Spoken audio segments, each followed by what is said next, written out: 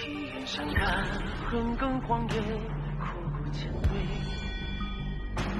有一只被反举当先斗青钱，普通天长街，筑不朽的执念。千战血也战，万人泪。星火鼎沸，长举鬼鸣，天地腾辉。山峦苍生，势不可碰的软肋。同往莫撤回，往下不可为。于心无愧，深情改天位。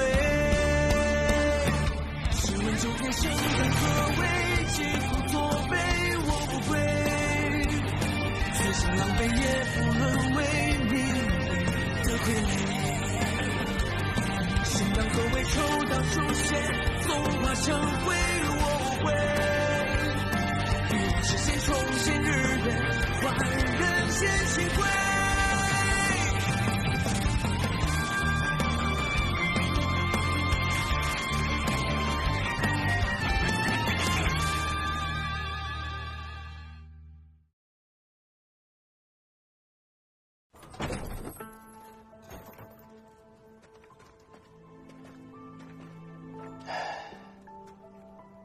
陆怀啊，后日便要行刑了。你的案子虽然是大理寺亲审，已是板上钉钉了，可按照规矩，我还是要问一句：陆大人，你可有冤要伸，有案要翻？没有。我想着，不如找个死囚成亲，化解身上的煞气。我也出些银子补偿一下对方的家人，但可惜，他没有家人，连亲戚朋友都没有。其实这位陆大人原来还算不错，虽然被懒了些，但是为官公正，来咱们魏县5、6年了，没听说他欺压哪个百姓。这次不知道怎么就迷了心了，犯下这滔天大错。我去了他家，他那宅子很空，也很朴素。我想不明白，他没了家人，贪那么多钱有什么用？那谁知道啊？所以我总觉得他不像那样的人。你别多想了，你早已跨入仙门，不应该沾染这些世俗之事。你跟他只是几天的缘分，没必要了解太多，免得徒增烦恼。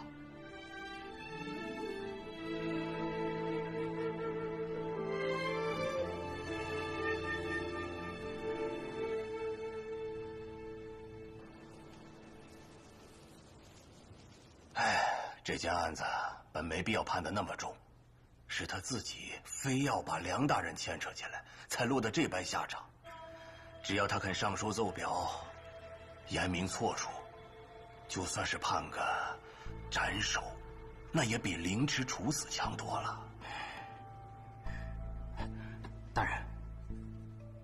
大人宅心仁厚，是那陆怀太不通事理了。便是他侥幸逃过了这次，也逃不过下次。陆怀呢是个孤儿，父母早亡，家中也没有亲戚。他是边军出身，在边疆立过几次军功以后啊，被人举荐才来到魏县任职的。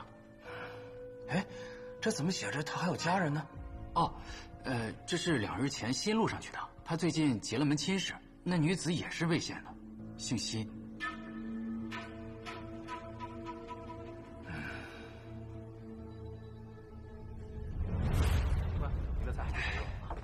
听说了吗？那陆怀要被斩了。这陆怀啊，就是自作自受，凭借着那点军功混了个官职，也不懂得感恩，反倒是与奸商勾结，哄抬良价，害死了多少百姓啊！财帛动人心，他能做出这种事情，指不定收了多大的好处呢。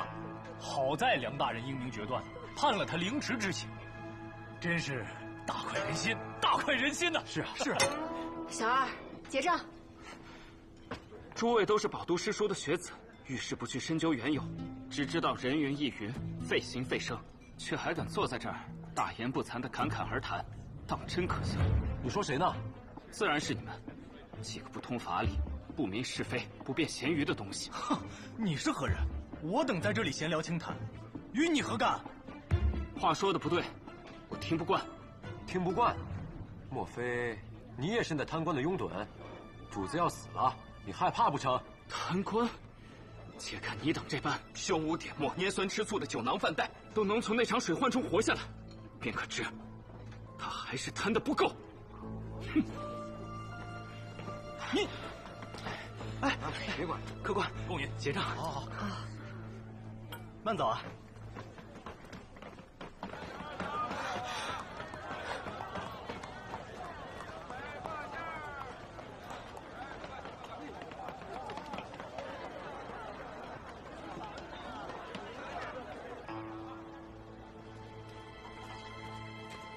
你们是什么人？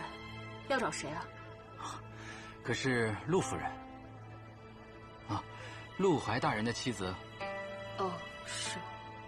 差爷到访，可是有什么事？后日呢，便是行刑的日子。按规矩啊，亲人可以去狱中见最后一面，最迟明日酉时之前，可别错过了时辰。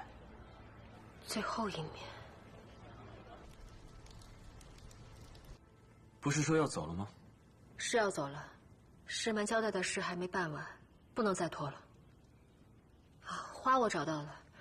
我去的时候还碰见了2个小乞丐，可能是看着宅子空着就住进去了。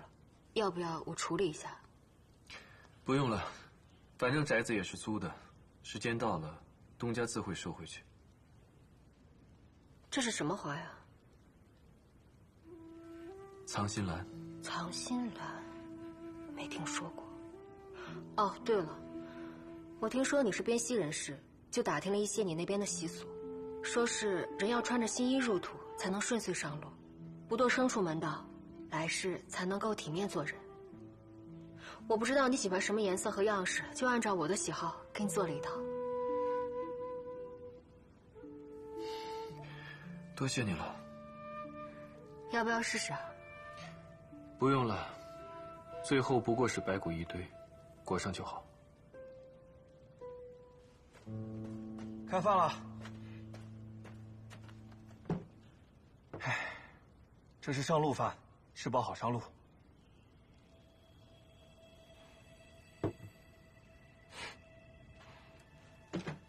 例行公事。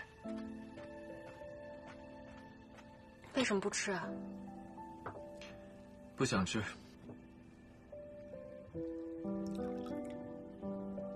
陆大人，你的案子真的没有冤情吗？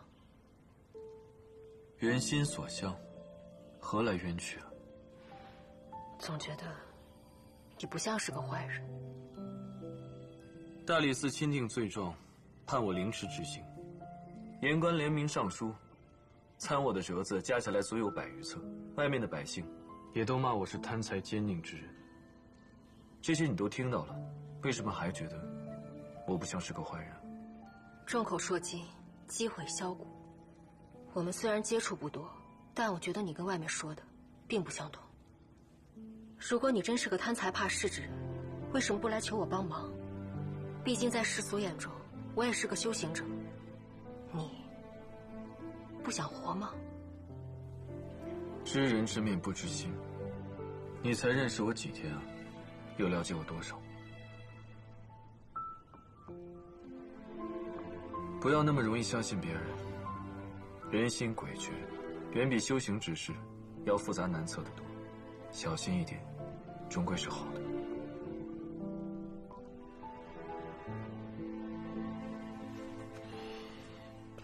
时候不早了，你该走了。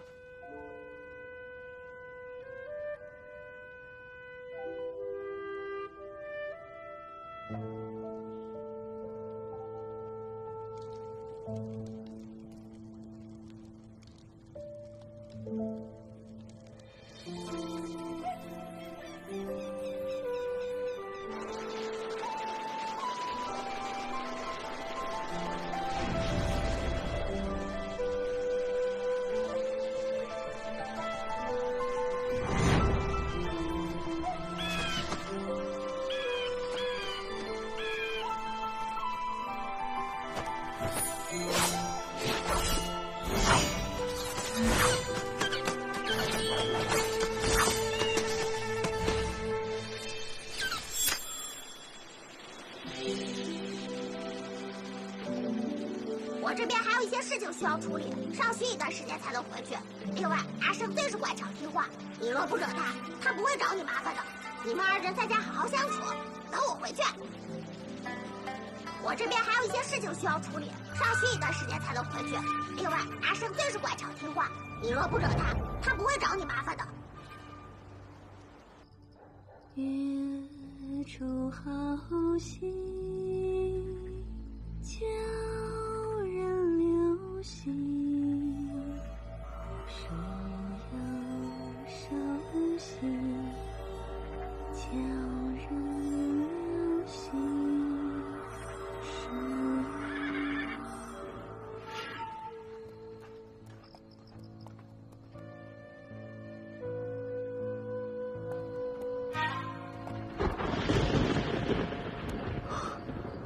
距离成林谷品丹大会还有一段日子，也罢，今晚先在客栈躲躲雨。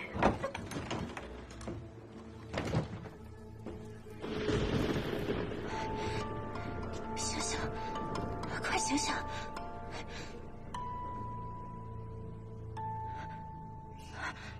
啊，请问，嘘，快走啊！快走啊！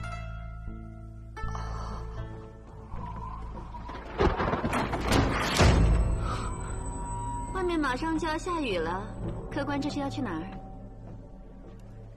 可是这小店破败，入不了客官的眼。哦，我的马忘喂草料了，我叫人去就行，哪能劳烦客官亲自动手？小安，你去。哎，快坐啊！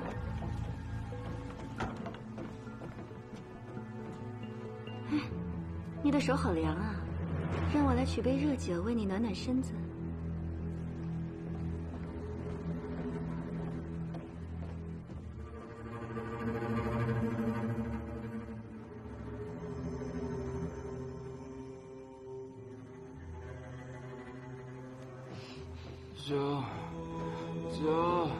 酒，老板，再来2壶，好酒。是他。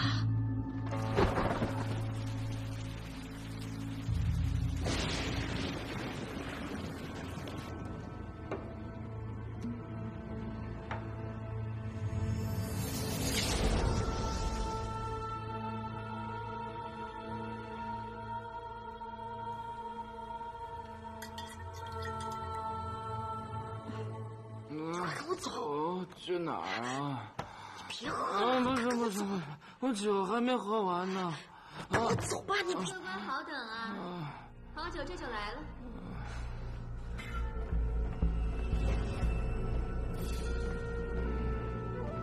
客官久等了。请慢用。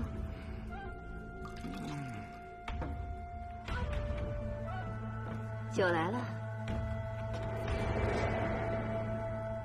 多谢老板娘好意，我不饮酒。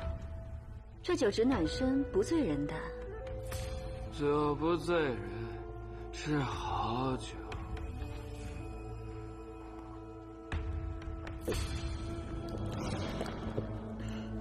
你听，快喝2口。真不用。来嘛。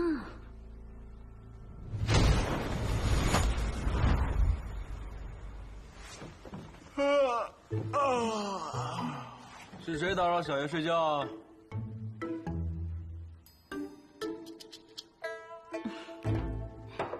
官爷若要留宿，2楼有软床暖榻；若要赶路，本店有蓑衣和伞相送。但是您不打一声招呼就睡在这房梁上，怕不是君子所为吧？小爷是官差，不是君子，不爱睡床，更不爱冒雨出门，只想饮一口热酒。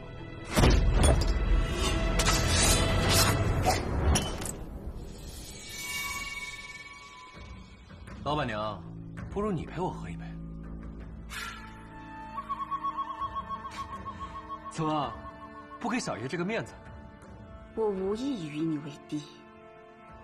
可不巧，有人去东州府告你的状，说你半夜嘴馋吞了人家的相公，我接榜而来。今日这劫，怕是你躲不过去了。找死！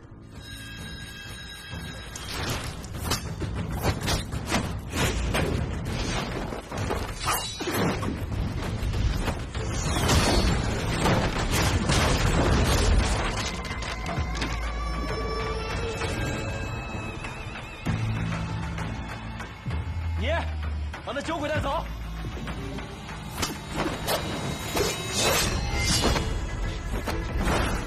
快醒醒！跟我走！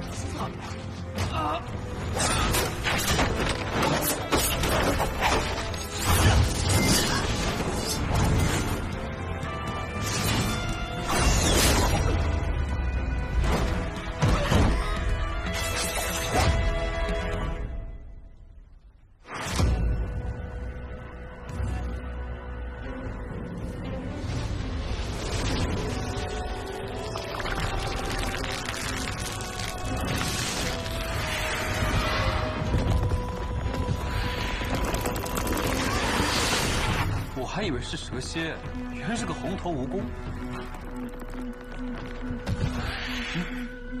做什么？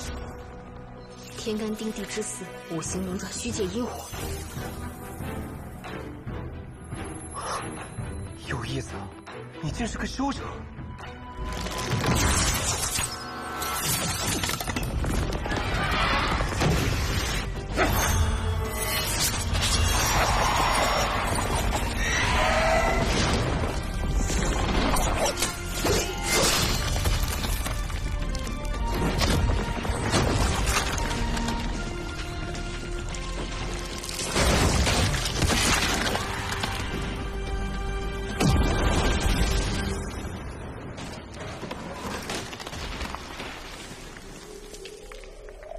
竟然是幻术！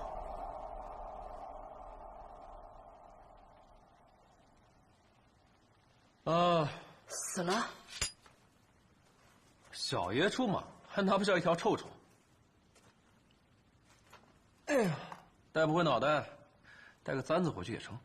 你说你是接榜而来，还身着官服，可是官府中人。行不更名，坐不改姓。东州府赏金尉眉山军师也。新鞋装，新美。你这小修者资质平平，功夫也一般，胆子倒不小，连这种荒村野店也敢进啊？我是为了避雨，没多想别的。原不是胆子大，是有些蠢笨啊。你，总之，多谢侠士相助。你要真想感谢我的话，就给我点钱吧。我为了追这蜈蚣精跑了300多里地，这靴子都破了。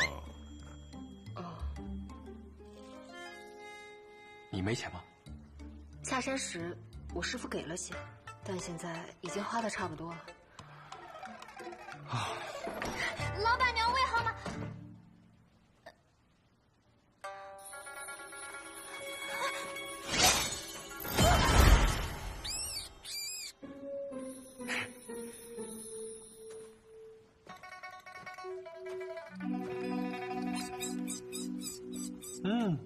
这些晚饭有了。哎，你去找些柴火生火，这屋子又冷又湿，冻死我了。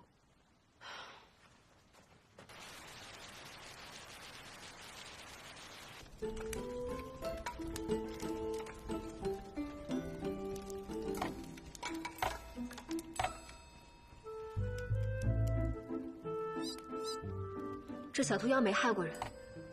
你怎么知道？他吓得一直都在抖。去吧。喂！你怎么把它放跑了？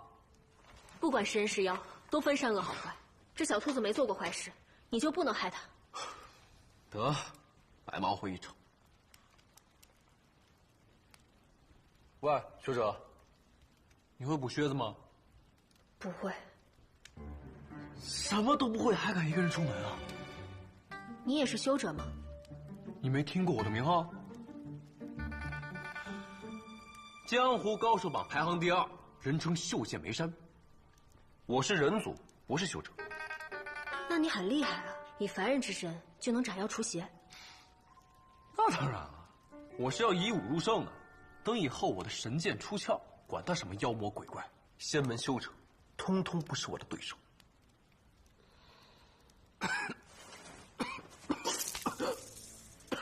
哎，你醒了？你快喝点水吧。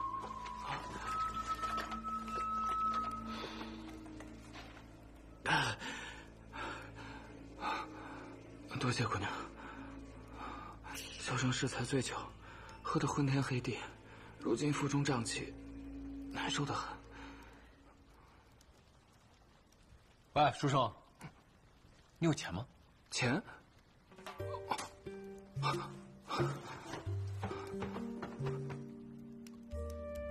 啊，有的。小生进京赶考，带了些盘缠上路。你看啊，这进京路上路途凶险，你应该找个护卫护送你上京城。那就不必了，我带的盘缠只够我自己花的。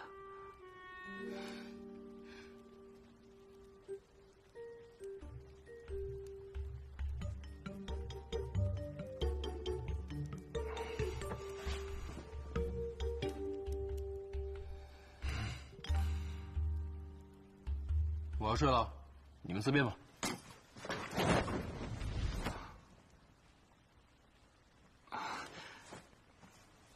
多谢姑娘的水。公子不用客气。其实今日并非我与公子初见，那日在荷叶楼我们就有过一面之缘。竟有如此缘分？不瞒公子，其实我有一事想问。那日我听公子说话的意思，似乎陆大人的案子另有隐情，可是真的？姑娘与陆大人相识？姑娘可是魏县人？是啊，可我许久没有回家，也是近日才回来的。那姑娘觉得魏县有何变化？我觉得没什么太大变化。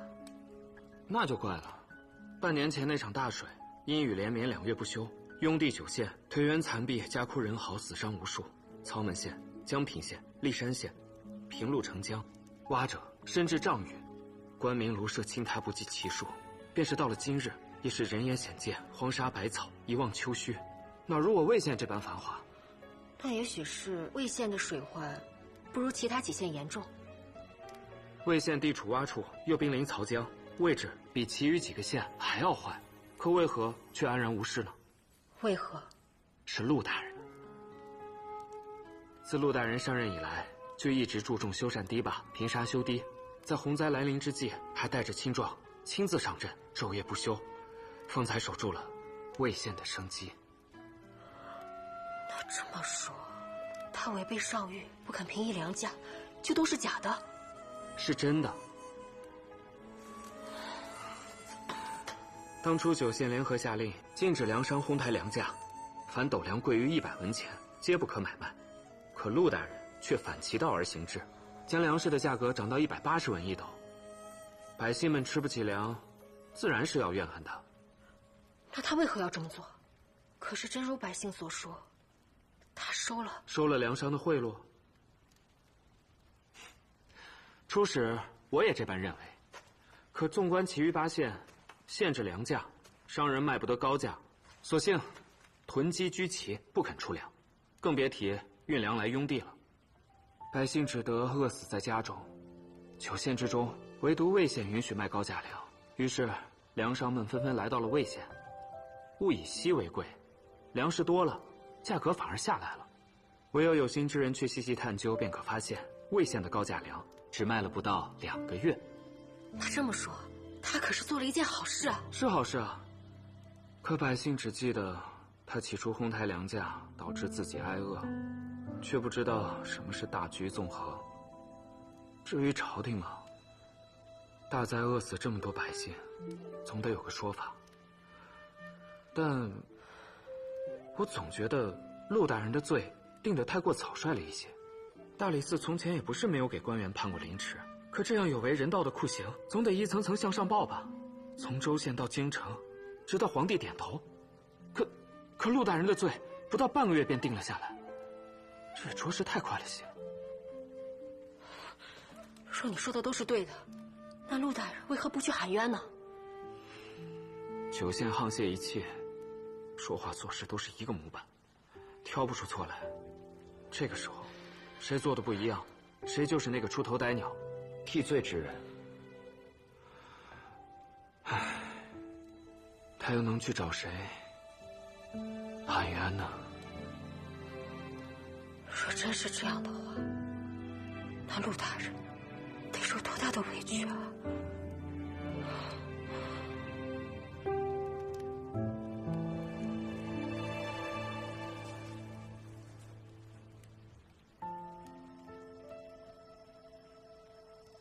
陆大人，你的案子真的没有冤情吗？缘心所向，何来冤屈啊？不要那么容易相信别人，人心诡谲，远比修行之事要复杂难测得多。小心一点，终归是好的。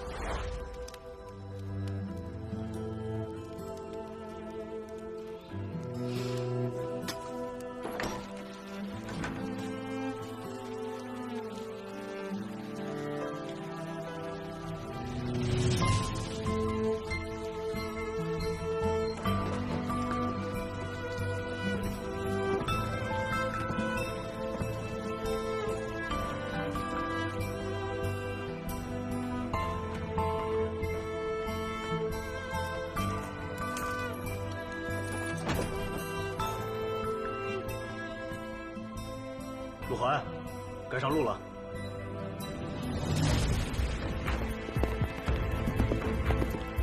驾！驾！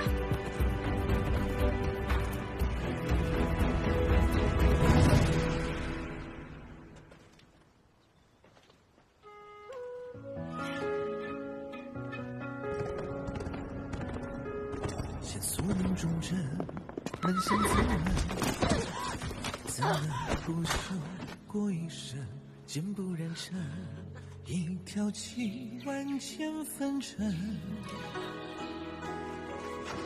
是魂唤不我渡人，是藤中鬼灭贪生，只为余生换回一世为人。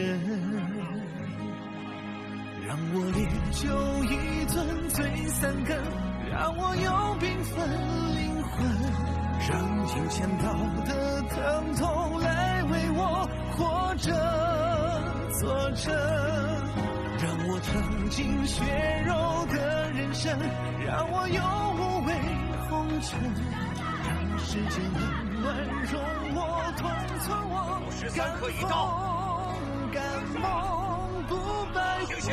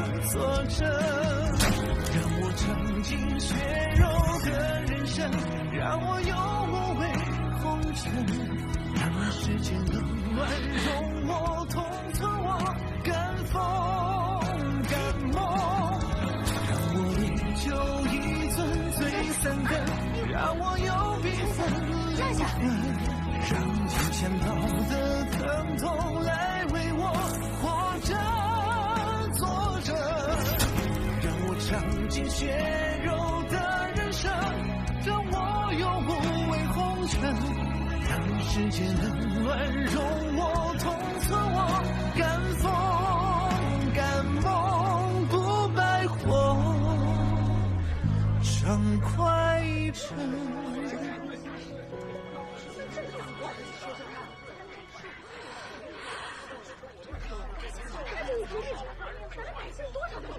死了多少人啊？真是个铁骨汉子，行刑这么久，硬是一声没吭。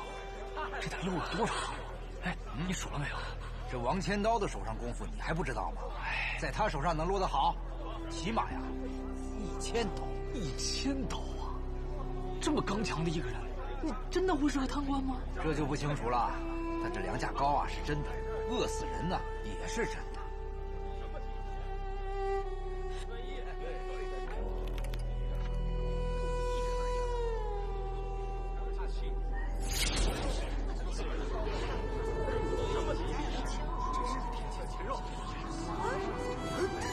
这时候下雪啊！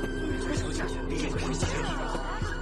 这时候不应该下雪，怎么回事啊？是啊，此时下雪必有大冤呐！对呀，这么大，这雪还那么大，这肯定是有天大的冤屈，不会是有什么冤屈？是啊，早就觉得有毛病，太清楚了。对呀，一天都看不下去啊！是啊，就是下雪了，这个事情不是这样。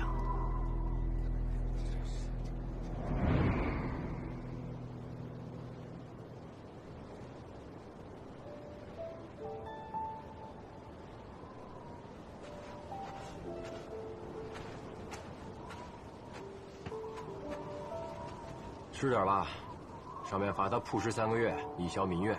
这夜且有的熬呢。你说这陆大人是不是被冤死的？供词画押句载，白纸黑字的，冤不了。可此时下雪了，连天都替他喊冤啊！哎，你说这陆大人是不是真的被冤枉了？慎言，这是宋大人亲自查的案子，大理寺定下的刑罚，是对是错，自然有上面人考虑。咱们只管闷头执行。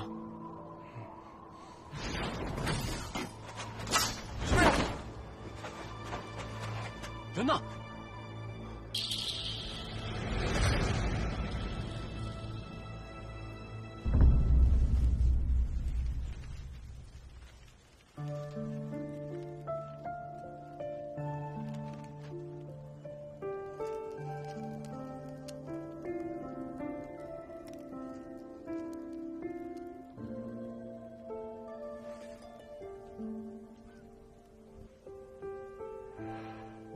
师父说，我仙门中人，想要大道有成，就要心性坚定，不染凡尘，不沾因果。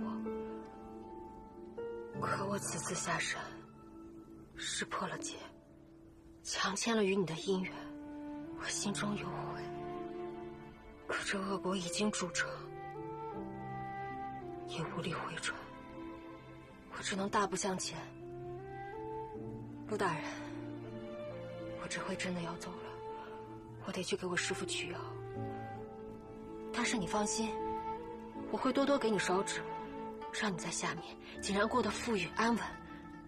还有，这周遭埋的都是我的亲人，他们慈善温厚，相信他们一定会好好待你，与你好好相处的。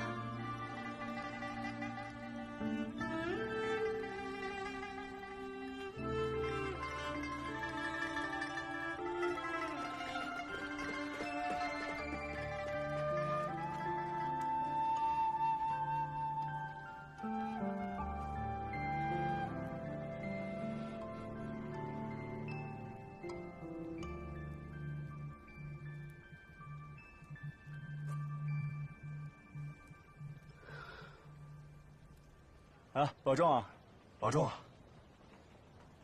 哎，老楚，你这干得好好的，怎么不干了？是啊，这外面的人可都争着想上里面当衙役呢，这可是铁饭碗，一辈子衣食无忧。这怎么说不干就不干了呀？这人生啊，各有各的缘法。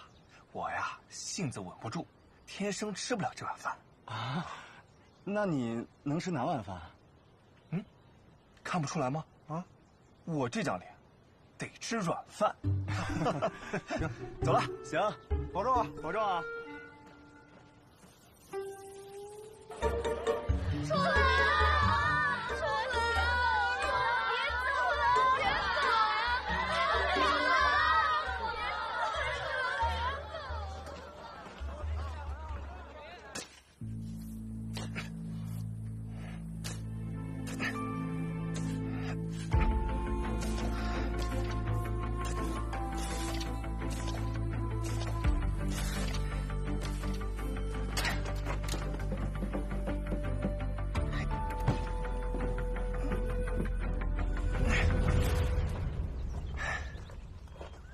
醒了多久了？3天了吧。哦，我这几天要走，酒局一顿接着一顿，人缘好，没办法。你一只妖，做人倒是挺投入啊。哼，那当然。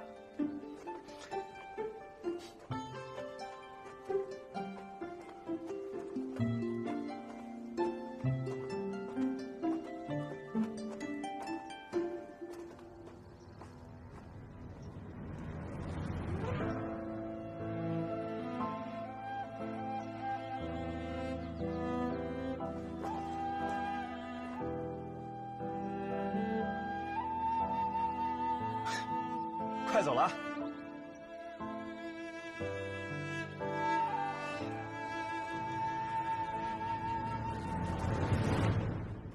你说那金秋王家真的是修行世家，那王家少主真的是修行者？那还能有假呀？我听闻他们祖上出过元婴修者，可了不得了。元婴修者？那是不是会飞升成神了？哎，这你就不懂了吧？仙门修行者共分为10个境界啊：炼气筑基、金丹元婴洞虚、出窍合体、大成渡劫、化神。可自神魔大战之后，天梯崩坏，世间灵气日益稀薄，修行越发艰难。莫说是渡劫化神，便是洞虚出窍也很难寻呐。这往往一个宗门呐，有1名元婴坐镇，那便能威震一方啊。金秋王家以前何等风光，哪能理会咱们这等人呢？哈哈，那是因为前几年他们家的元婴老祖过世了，这才如此没落。我怎么听说王家这一代没有灵根的后人啊？王家少主也只是个寻常人，这就不知道了。反正战鬼人都死绝了，有乎玉祖也不下山，12仙门一家独大，就连皇帝老子都得给几分薄面呢。客官，您要的酒来了。哎呀，来一个。不来了。光喝酒不吃饭。对呀，光喝酒不吃饭，你又不是不知道。唉，还是不想吃。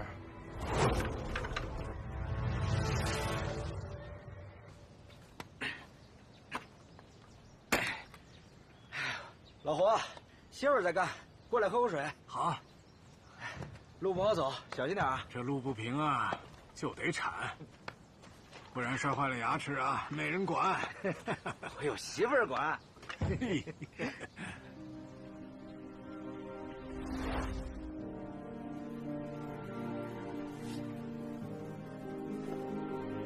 新梅，谢谢你，愿意嫁给我。陆大人，你还有什么心愿吗？夫妻一场，我可以为你做点什么吗？我总觉得陆大人的罪定得太过草率了一些。大理寺从前也不是没有给官员判过凌迟，可这样有违人道的酷刑，总得一层层向上报吧。从州县到京城，直到皇帝点头。可陆大人的罪不到半个月便定了下来。不行，这事儿不能就这么算了。哎，姑娘。这路不好走，山体滑坡，这条路坑坑洼洼的，你孤身一人，摔了跤都没人扶啊！还是找条好走的路走吧啊！来，跟我。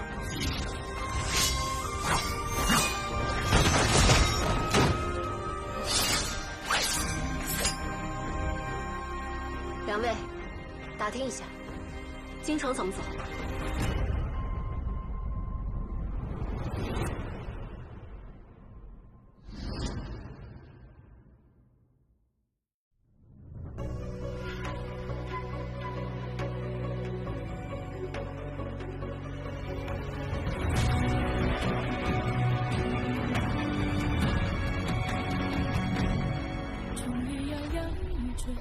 也偏不上他妥协，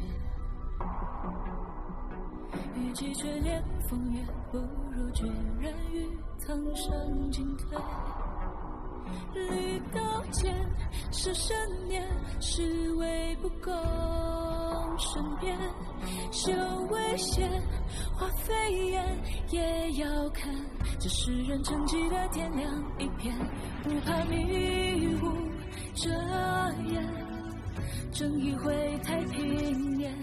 你听怒浪滔天，多少哀怨得以平息，多少人不依不偏，指天文渊，不让我做红尘落脚的线，凌这一边，这周边对错之线，天下为先，再有拿下权贵罪我今天，际遇幻灭，也要超入时间找一个正确。